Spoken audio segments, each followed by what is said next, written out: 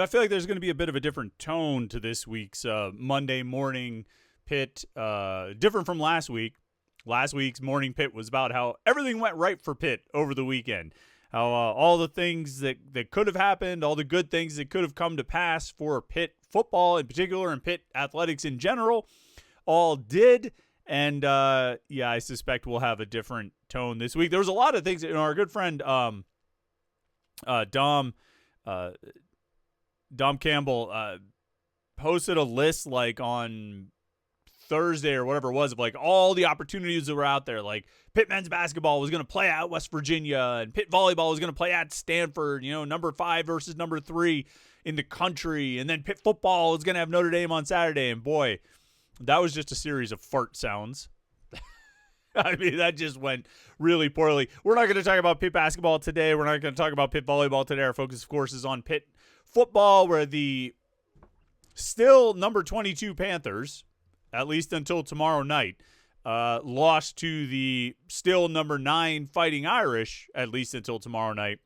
37-15 at Acrisure Stadium, game that got out of hand pretty quickly. It didn't have to be that way. It didn't start off that way, but it got that way really before the first quarter ended. Pitt had like 5 possessions in the first quarter because it was just that kind of game where they gave up a one-play touchdown drive to Notre Dame, followed that up with a pick 6. So, couple quick change of possession situations there, both resulting in touchdowns for Notre Dame. Basically 2 plays, 17 seconds, and Notre Dame scored 2 touchdowns in that stretch. And Pitt still lost the time of possession because they just weren't very good on offense. They weren't very good on offense. They were better on defense, but not all that great. They were debatably okay on special teams, I guess. And when it came down to it, we all were left asking the question of, well, did this game matter? Spent all of last week debating the topic of whether this game mattered. Never really came to a consensus. It pretty much depended on your personal perspective. But did this game matter? What does it mean that Pitt got blown out by the best team they've faced all season? Well, we'll talk about it. We'll talk about what happened in that game. We'll talk about what happens for the Panthers going forward, and we'll talk about just the state of things. They're still 7-3. They're still 5-1. They still have 2 huge games left to play. So let's talk about the game that was on Saturday and what our thoughts are 2 days later here on the Morning Pitt, youtube.com/Panther-Lair.com.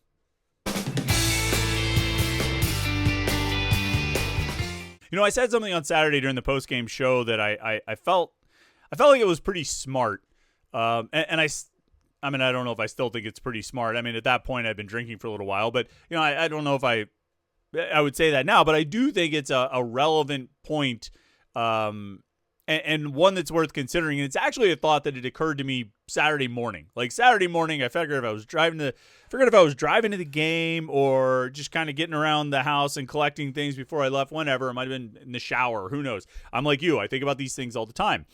And it occurred to me, for all the talk that we had throughout the week leading up to that game about what it means and what's at stake and the consequences and Pat Narduzzi's comments and all these different things, it occurred to me that like the game against Notre Dame, when it comes down to it, it meant nothing and everything.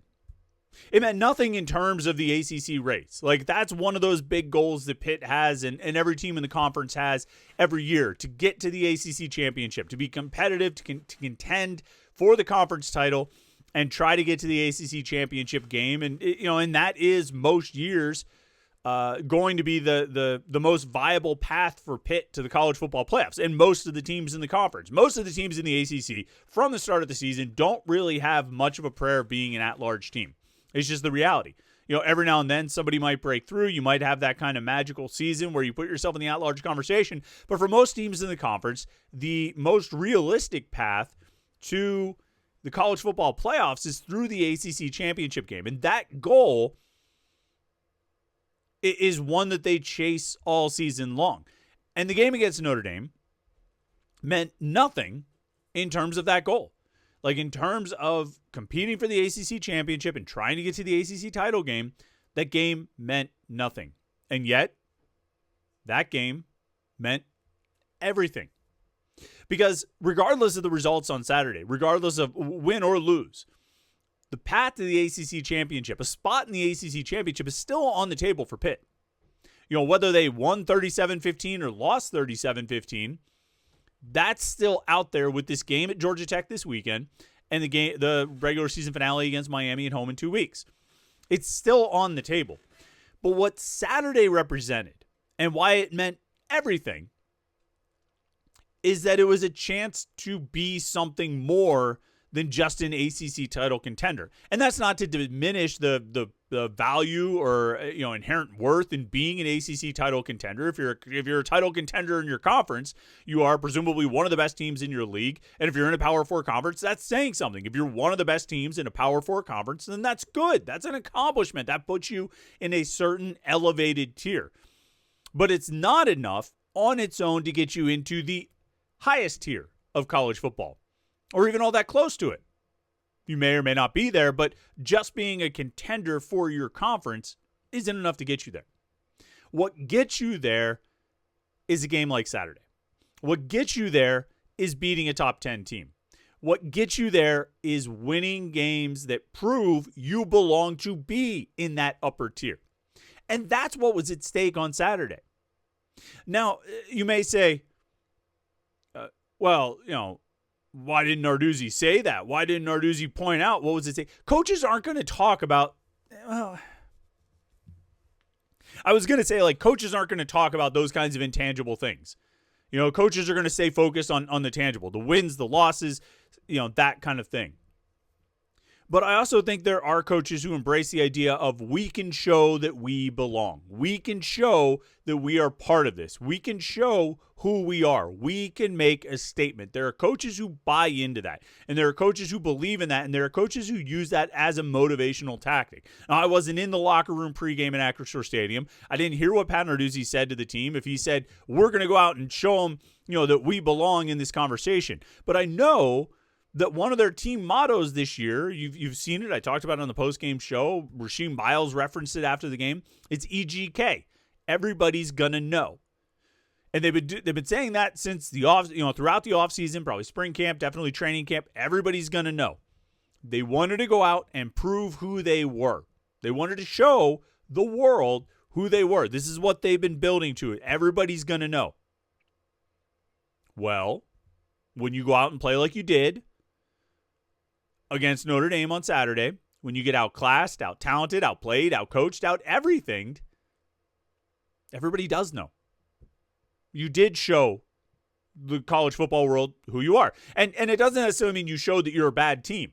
It's completely predictable that in the wake of that loss, we're back to firing the coach and Pitt's going to lose out. Just like after the Louisville game, they'd be lucky to win 4 games. I mean, there were plenty of posts and comments like that. Got to fire the coach. They'd be lucky to win 4 games. And then they rattled off a 5-game winning streak. So, I understand that. And I'm not going down that path. I'm not saying, they showed that they're not a good team. What they showed is that they're not in that top tier in 2025. If you look at the best teams in the country right now, it doesn't include them, because when they had the opportunity to do it, when they finally stopped playing Boston College and NC State and Syracuse and Stanford and Florida State, when they played a big-time team, they got beat rather comfortably. And once it was 14-0, I felt it. You felt it. I don't know if the players and coaches would admit that they felt it, but they probably did. It was slipping away, if not completely gone. And there was one last gasp effort, one possibility when Kavir Baines-Marquez had the 49-yard, I think it was a 49-yard interception return that set Pitt up at the 12. At that point, it was 14-0. You got the ball at the 12. If you can punch it in there, if you can get a touchdown there, it's a 1-touchdown game in the second quarter. You're right back in it. It's not slipping away anymore. But they fail. They get a 6-yard run from Mason Heinschel on first down. It's 2nd and 4 at the 6, and Raphael Williams drops a pass. 3rd down, it's a scramble, a throwaway, an illegal formation. They end up having to kick a field goal. It's 14-3. Notre Dame on the next drive got stuffed at the 1, so I guess they were still showing some fight, but 2 drives later, Notre Dame punched it in and got their own touchdown. It was up 21-3.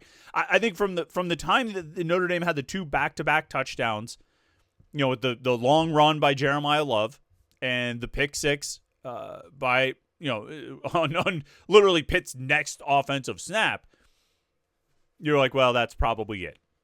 And when they couldn't cash in the opportunity they got from Kavir Bain-Marquez's interception return, that more or less sealed the deal. Everybody, I think, was just waiting it out at that point.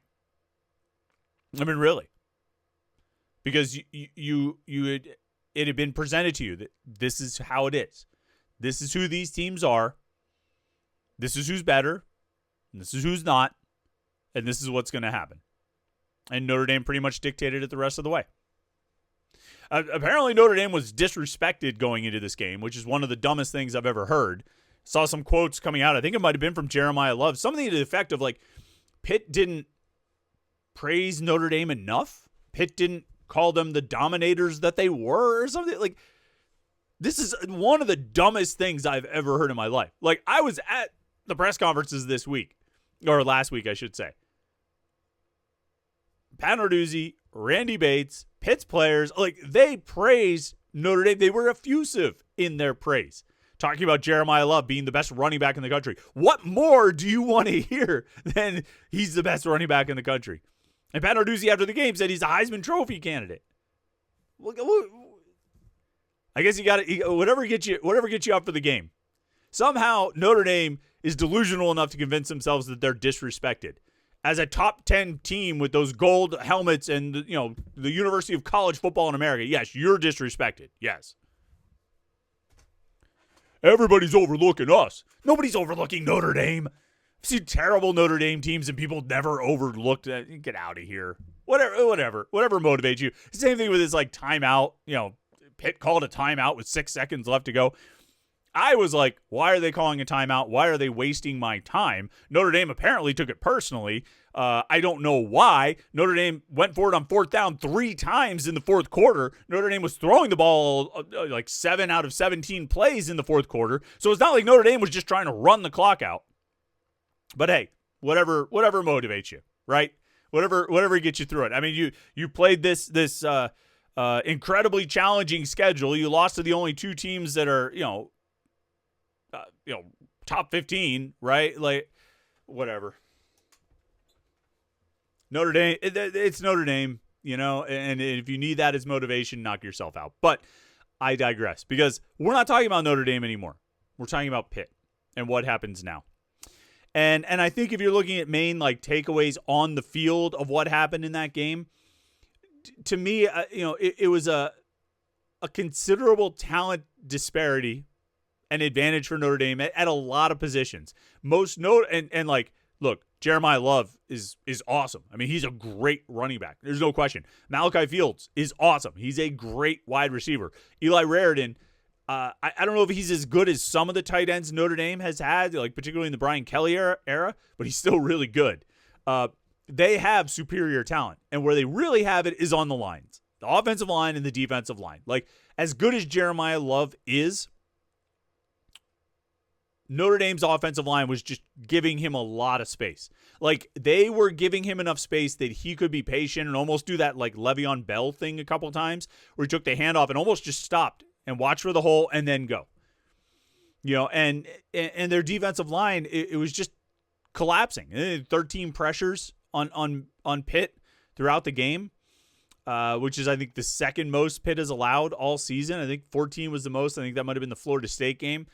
So they were getting pressure on the quarterback. Somehow, and I think this is a remarkable stat, Pitt's running backs had 15 rushing attempts, 5 each, 5 for Desmond Reed, 5 for Jakari and Turner, 5 for Juelz Goff. Only one of those 15 carries was stopped for a loss.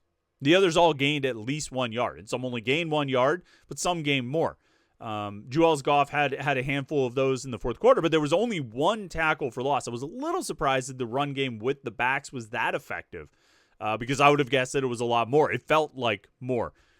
But it was a talent disparity, an advantage for Notre Dame along the line of scrimmage.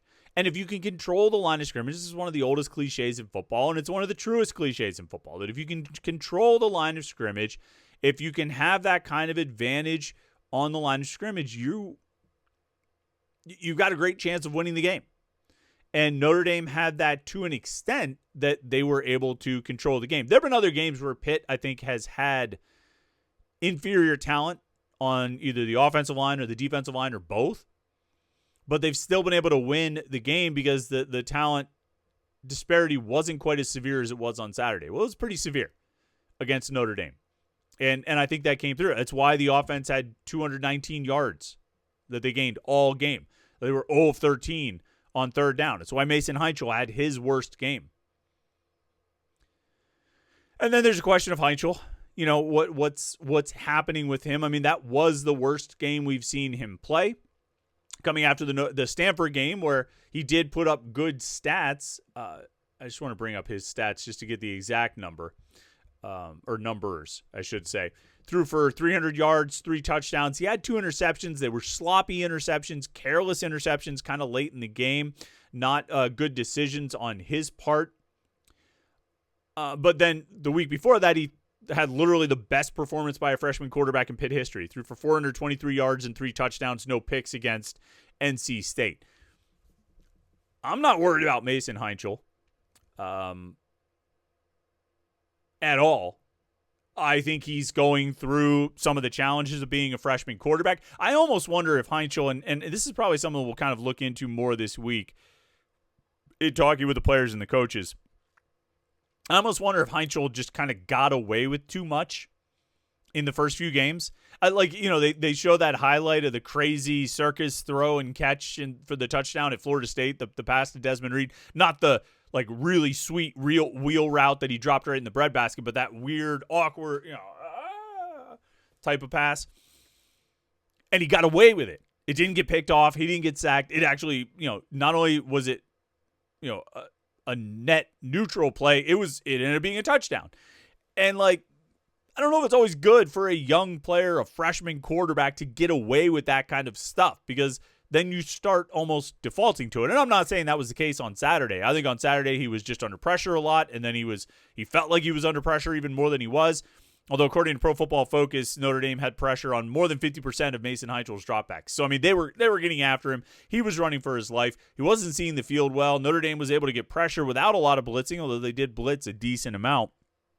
And they were able to drop guys and throw coverages at him that made it tough for him. And then you throw in the fact that they had dropped passes. Raphael Williams and Blue Hicks both had dropped passes on that first drive. The Raphael Williams one was a killer. It doesn't change the game. I mean, I don't think Pitt wins the game if Raphael Williams catches that pass, but yeah, man, he's open, he beats the coverage. Mason Heinchel puts the ball right out there. You have to catch that, and you catch it, you're inside the 10. That was the only pass Mason Heinchel attempted of more than 20 yards downfield. It's tough. And it was on point, and they couldn't catch it. But it doesn't mean Mason Heinchel is a failure. It doesn't mean that everything that you liked about Mason Heinchel in his first 5 starts is invalidated. It just means against Notre Dame, Heinchel, like just about everybody else at Pitt, struggled. And that was the case. You can throw a dart.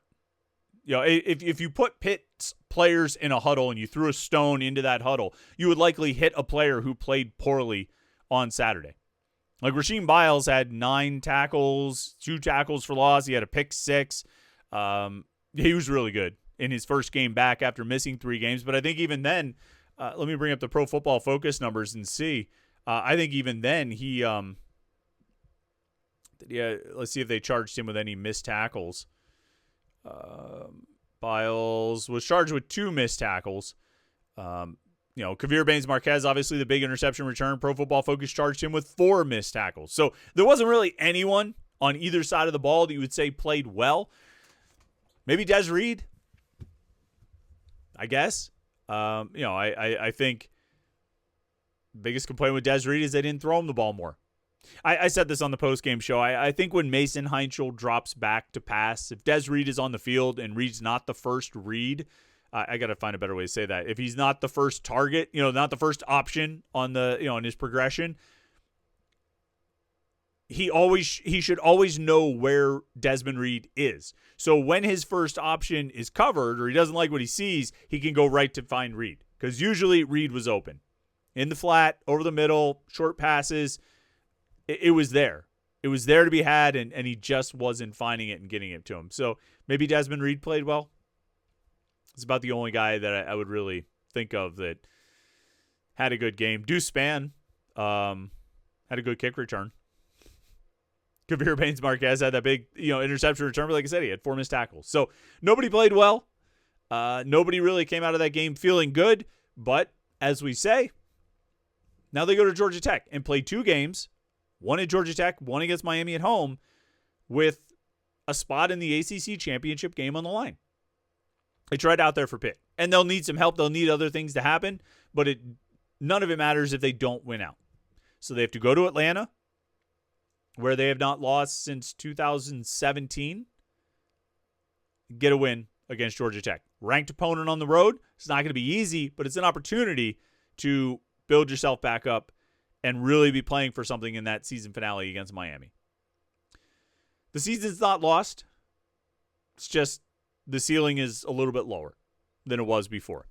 But we have plenty of time to talk about that. Of course, Pitt basketball has a revenge game against Bucknell tonight. First time Bucknell is back in the Peterson Event Center since the Bison became the first non-conference team to win in the Peterson Event Center however many years ago, 22 years ago or whatever that was. I doubt that anyone other than me is talking about it as a revenge game, but I will push this narrative. And Jim will be covering the game, so I won't push it too much in person. But we got a lot to talk about this week. We'll have basketball stuff. We'll have football stuff. We'll get you ready for Georgia Tech. And keep following this team as they move along through the final 2 games of the regular season. Either way, Pitt's 7-3, 5-1, and they got 2 more to go. All right, make sure you like this video and subscribe. YouTube.com/Panther-Lair.com. We got a lot to talk about this week. We'll have a lot of good video content for you, so stay tuned right here. Hope you had a great weekend outside of the game on Saturday. Enjoy your Monday, and we'll catch up with you tomorrow for the Morning Pit right here on YouTube.com/Panther-Lair.com.